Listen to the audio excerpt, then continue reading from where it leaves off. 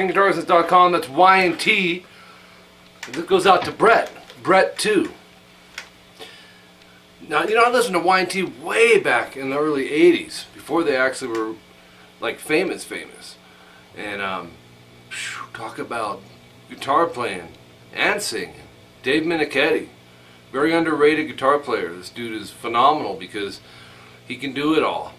You know, he's got the melodic element to his soloing, which a lot of singers do because they sing melodically, you know what I mean? I think you can compare those and they kind of parallel with each other and work with each other when you transfer that onto an instrument. But he can shred. The dude is just, I love Dave Minichetti. If you aren't really familiar with him, because I know I got a lot of younger subscribers too, because this channel has everything on it, go listen to Dave Minichetti from Y&T. Dude's awesome. The band's awesome. Anyways, keep on running or don't stop running. What is this song called? Because even when I Google it, it's showing both of them. And one of you Y&T nuts will be able to answer that for me. Tune standard for this, alright? Just do it! Tune standard. I remember watching a concert of Y&T back in the day on TV. I don't know what channel it was. Minichetti did a tribute to Jimi Hendrix. It was a guitar solo. It made my hair stand up. Well, you know, I had long hair back then. It was down to the middle of my back, but it still made it stand up. So beautiful. So check it out. We're starting with an A. We're going to use the octave with it. Open A, 2D, and 2G. Just bar it. And then go 2D, 4G. And you're going to kind of go back and forth between these, but back to 2-2, DG. No open A in that, so. And then palm mute the second fret off the D string. I thought it was the open A, and I listened close, and I'm like, no, it's the E note there, so. And then 2-4, 2-2, 2-4, with a slide vibrato on it, on that intro. Okay, that melody repeats itself, so I'm telling you that because it may be easier to remember. If you just remember, that's your melody through this most of this intro, but we're going to alter the bass note. So instead of an A, it's an F sharp, but to do that we got to use our thumb. So yeah, there are guitar players that use the thumb. Prime example right here. So that becomes the root. This is the same, but the palm mute will be off the F sharp now 2 times instead of off of the E note, that second fret D string. In other words, and then 2-4, 2-2, 2-4. Then repeat it again, but we're going to put an E on the bass. This will be string 6 open. So you get through that, we're going to call that the first 3 quarters of this intro. Then we just jump to a D power chord, 5-7-7 ADG, and then you're going to go back and start it over. You'll actually be like 2, 3, 4, 1, 2, 3, 4.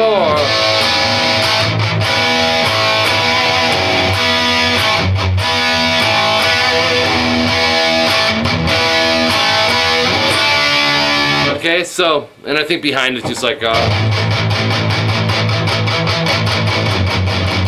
or something like that. But anyways, I don't even know. Just how I kind of remember it in my head. It might be the bass that's doing that. So, when you leave this section, you'll be going,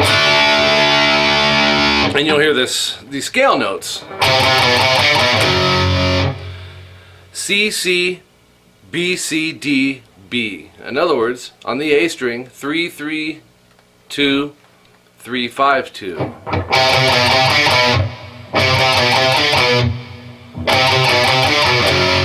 Into this F sharp 5 power chord. And then once you get the beat to this, you'll be able to apply it to the D power chord, which is coming up. It's going to be the same beat. So you'll hit it twice. 2, 4, EA. If you catch the 4D, that's fine. So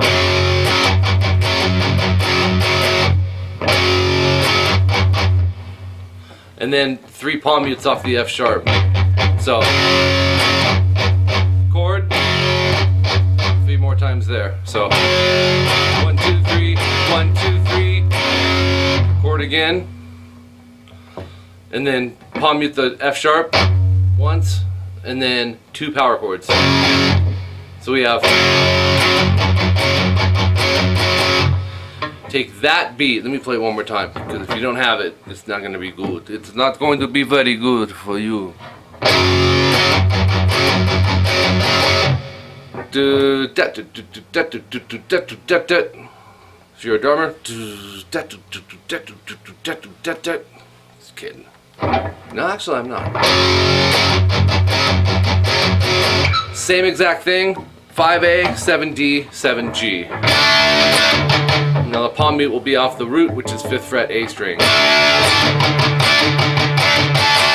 You're going to go back and forth between F sharp 5 and D5.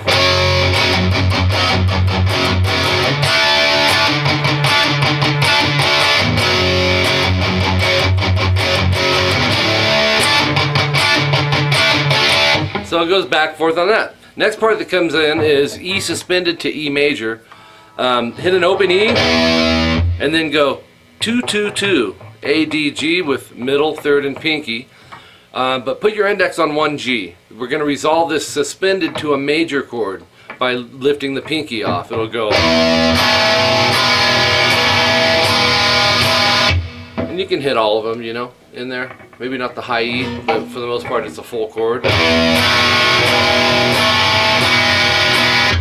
From there we're going to go A, E, F sharp. And that's open A, 2D. Open E, 2A. 2E, 4A. So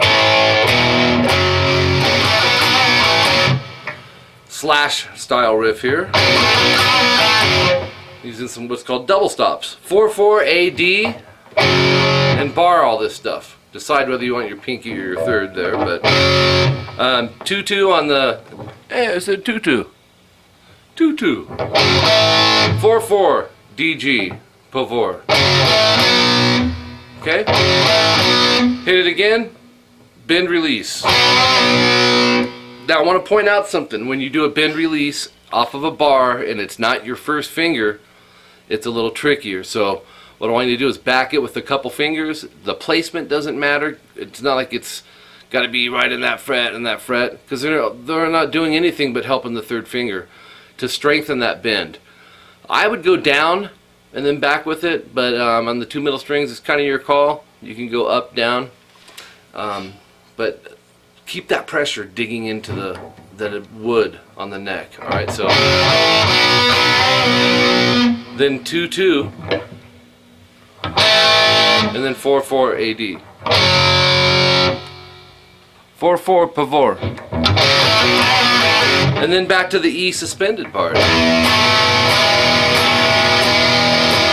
And then you're going to go D, A, D, which is 5, 7, 7, A, D, G. And just move it up a string each, 5, 7, 7, E, A, D. Back to the D chord, so D, A, D. Move that up a whole step, means 2 frets, 7A, 9D, 9G, and 9B. Bar with your 3rd finger. Here's why.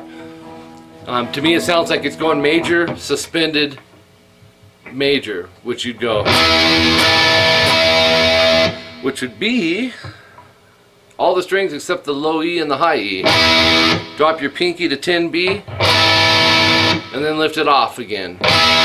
But keep this barred, that's critical. When you bring this pinky down, don't lift that up because you got to go back to the 9 off the B, right?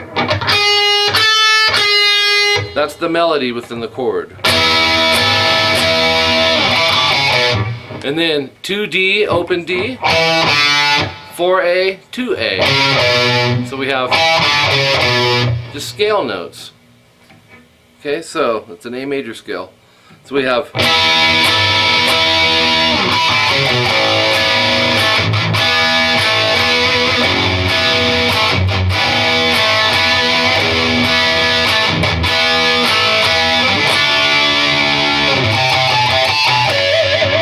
anyways, that's all the parts I was going to show you, which is really most of the song rhythmically. There is a bridge section. Oh, there's a part within the chorus where they do, Minichetti is splitting this,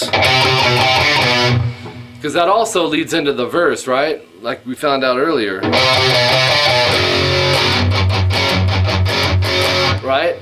But the chorus, I think it's the 2nd time around, and probably all the other times after that, you're running through the chorus and you're doing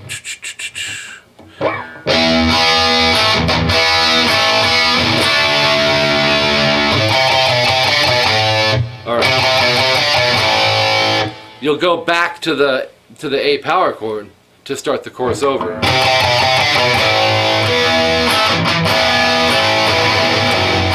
That's what I'm getting at, okay? There's like a bridge thing. It's like a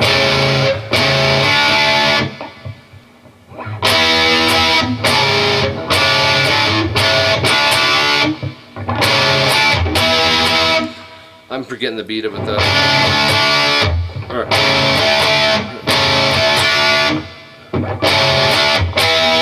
I'm not even going to go there. I'm not even going to go there because I'm going to screw it up. So anyways, Y and T stands for yesterday and today. It really does.